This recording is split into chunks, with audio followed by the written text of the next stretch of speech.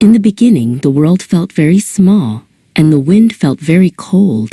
Arjun lived in survival mode, where every rupee was a precious seed that had to be guarded.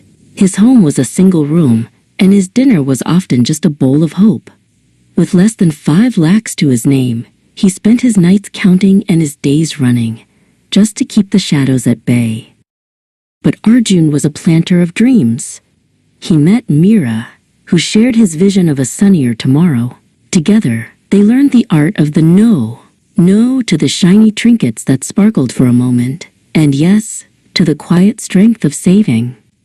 They worked side by side, their hands tired but their hearts aligned, moving slowly toward the shore of stability. The storm began to quiet.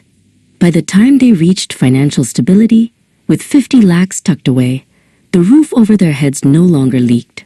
Arjun didn't have to check his pockets before every meal. He stood a little taller, realizing that while he wasn't flying yet, his feet were finally on solid ground. Comfort is a garden that requires constant weeding. As their wealth grew between 50 lakhs and 5 crores, Arjun and Meera moved into a home with a porch and a view. They could afford to travel, to breathe, and to buy back their time. Meera began to paint again, and Arjun found that the weight on his chest had turned into a gentle hum of peace. Arjun realized that money was no longer just for buying things, it was a tool for building a life. He spent his afternoons studying the movements of the world, learning how to make his seeds grow even while he slept.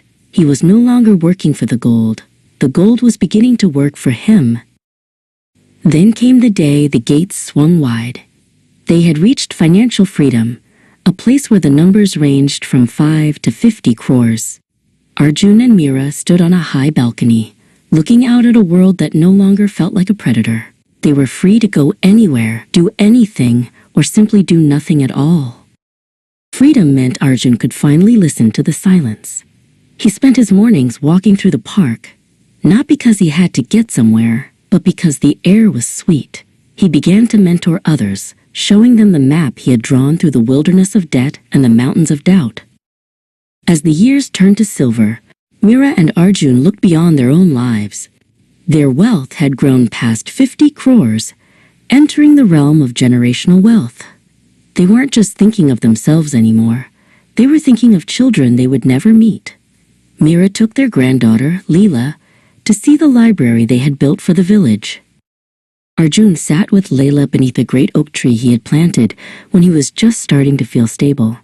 He told her that wealth wasn't about the size of the vault, but the depth of the roots. He taught her that the greatest value of a rupee was the freedom it could buy for someone else.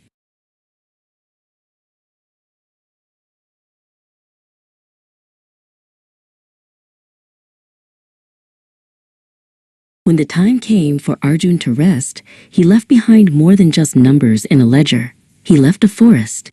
Leela, now a young woman, stood in the center of the legacy her grandparents had built.